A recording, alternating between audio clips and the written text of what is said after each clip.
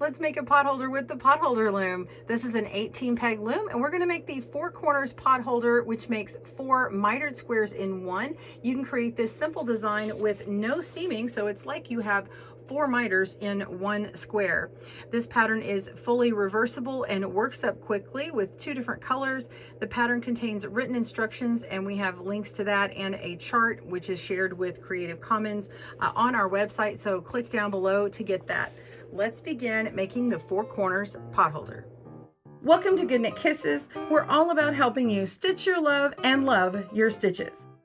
This pattern has written instructions and links to right and left-handed video tutorials for your convenience, as well as a link to the chart right here that we refer to in this pattern, and we will have those links down below in our video description to the blog.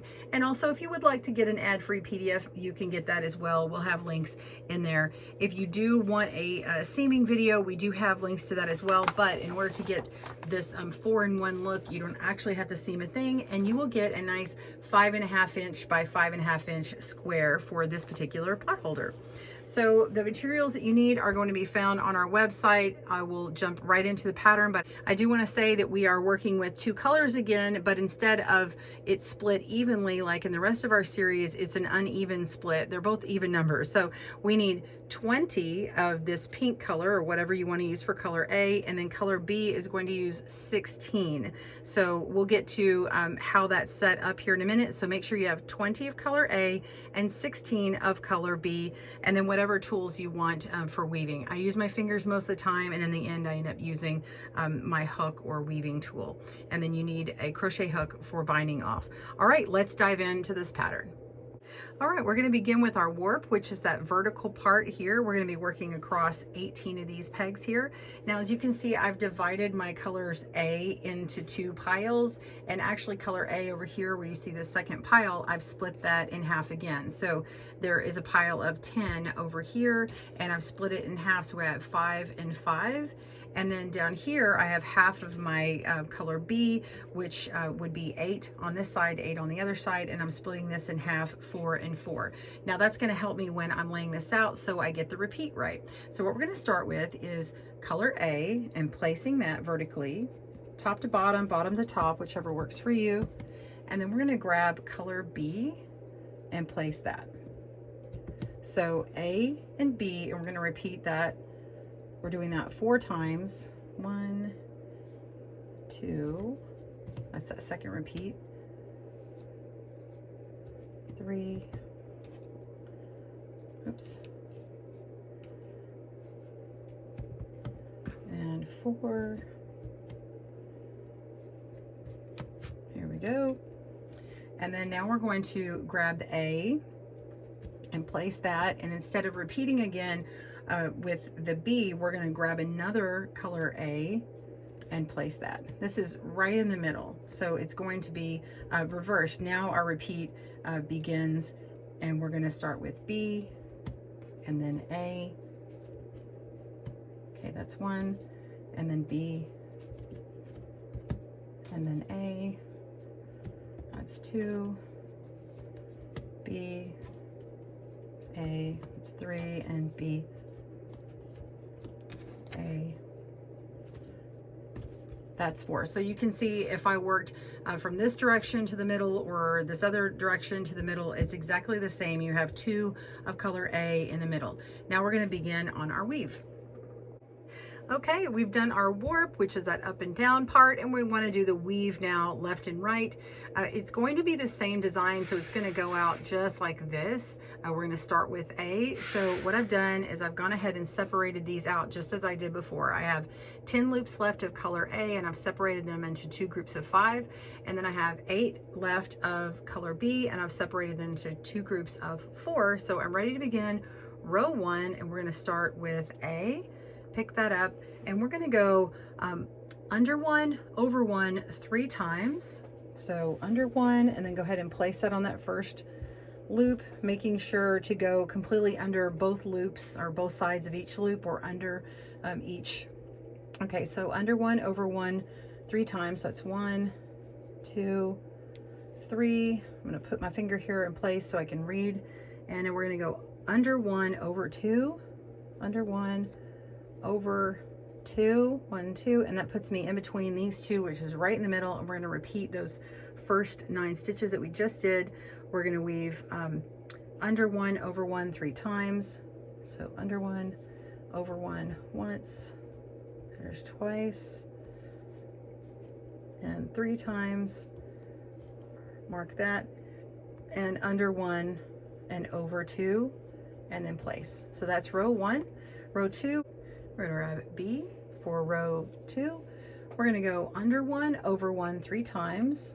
So over 1, under 1 once,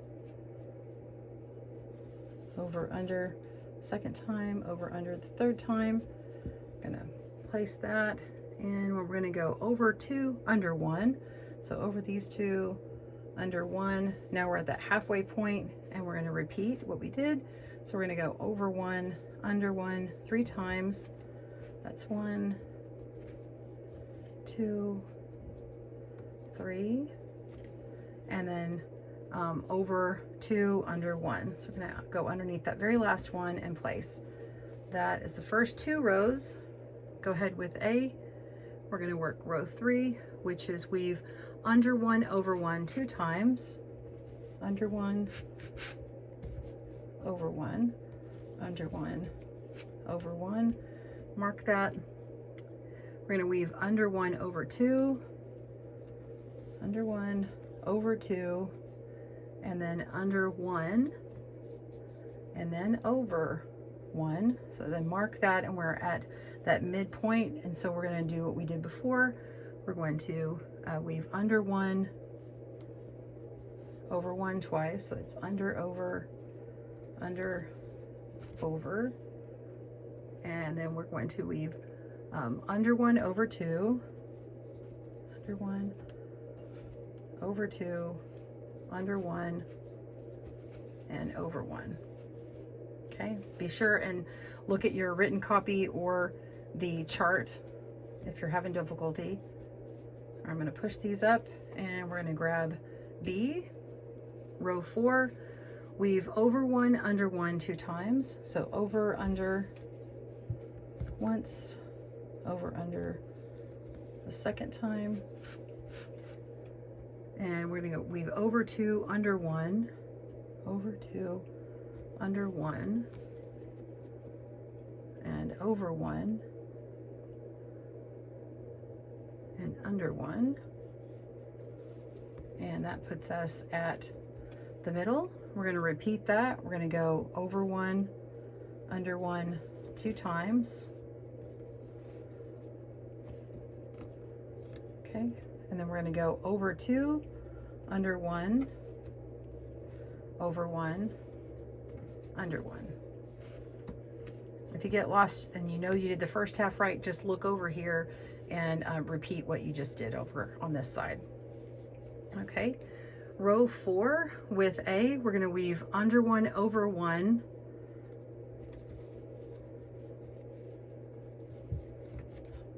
and then under 1, and over 2, and then weave under, over 2 times,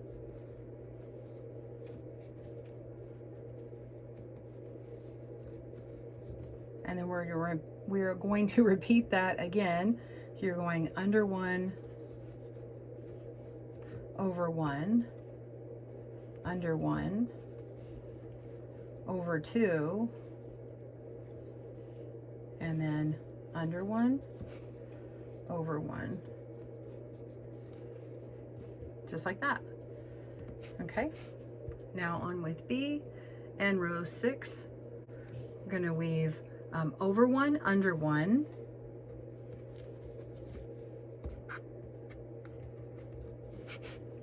and it should be over 2, and then under 1, and weave over 1, under 1 twice, over 1, under, over 1, under, and then we're going to repeat. So if you don't want to look at the pattern, you can look over here.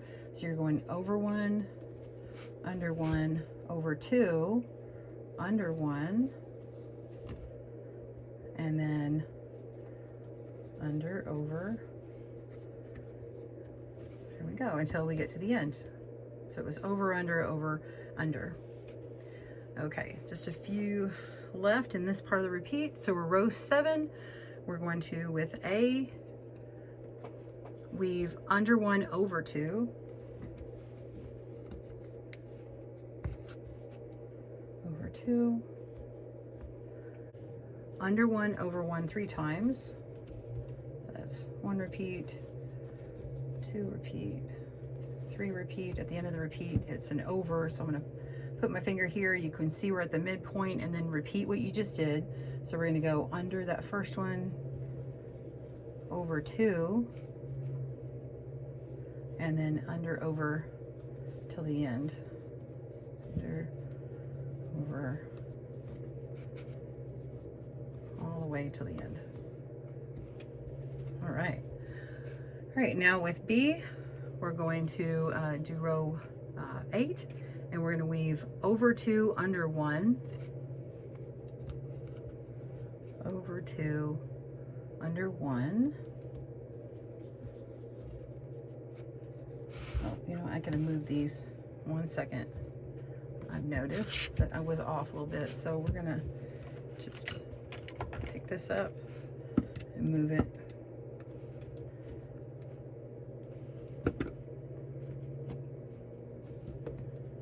Okay. Here we go. All right, weave over 2, under 1, and that was the very beginning. So if you're listening to me audio, I'm just beginning row 8 again. Okay, over 2, under 1. Now we'll weave over 1, under 1 3 times. So over, under, that's 1, 2, 3. I'm at that halfway point. So we're going over 2, just like we did over here, under 1, and then you're just over, under the whole time. So over, under, 1, 2, 3. There we go. That looks good. Okay, so we are on row 9, and that is going to repeat our last in this 9-row repeat. All right, row 9, we're going to go over 1, under 1 4 times. So over 1, under 1 4 times. That's 1,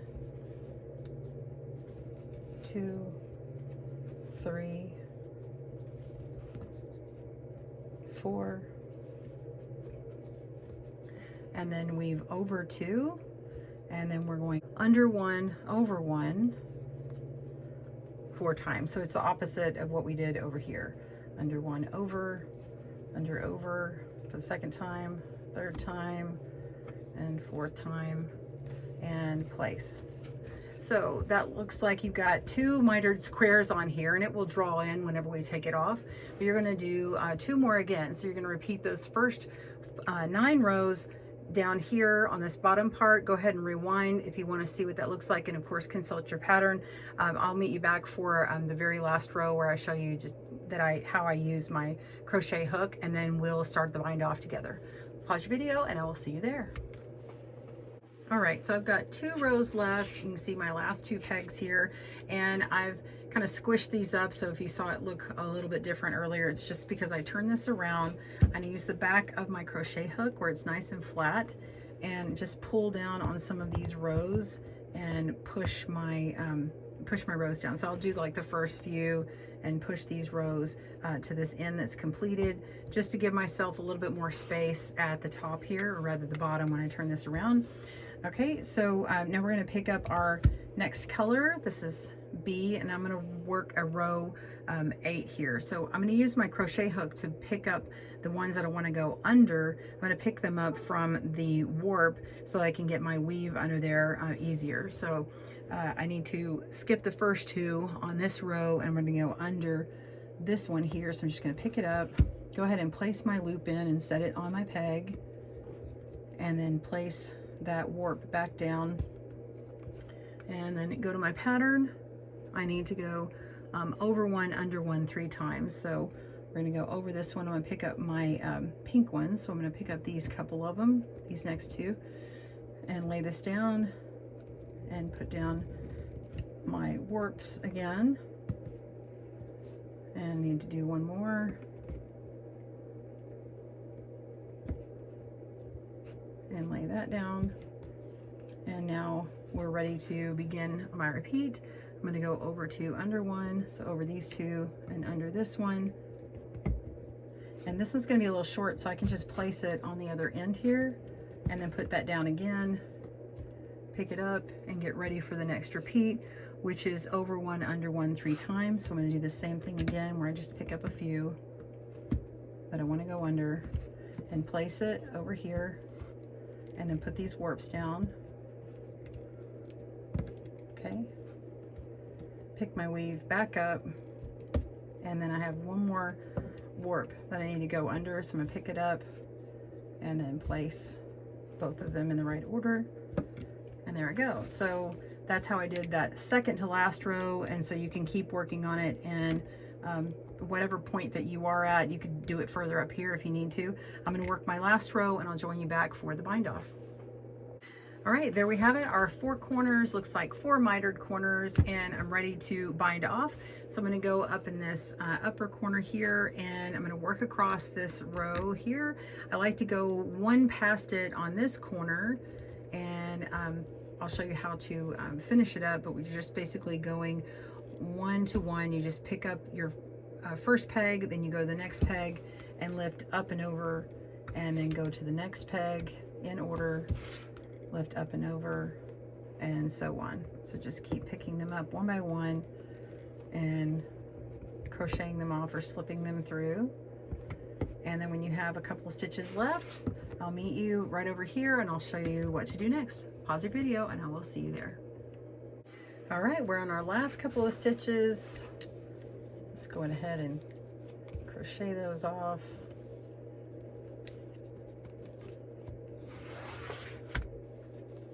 There we go, and then I'm gonna go one more for this loose loop that was the beginning one, and that completes it. So you can leave that loop on there and use it as normal and hang it for as a pot holder, or you can weave it in. I like to pull it in through the back, and I've done this a few times on video, but you can see those or do it like I'm doing here, and I just basically weave it in to the back here and use it by itself as a pot holder, or weave it together for a big blanket or a bag or whatever you like. Well, I hope you've enjoyed this tutorial at GoodKnit Kisses here today. I think it's so fun. I love that it's reversible, and it just mimics a fun knitting style that a lot of people really enjoy. Have fun with it. I'd love to know what you make with yours. Please click down in the comments below and let me know. We'll see you soon here at GoodKnit Kisses. Bye everyone. Thanks for joining us today, where we help you stitch your love and love your stitches. See you again soon.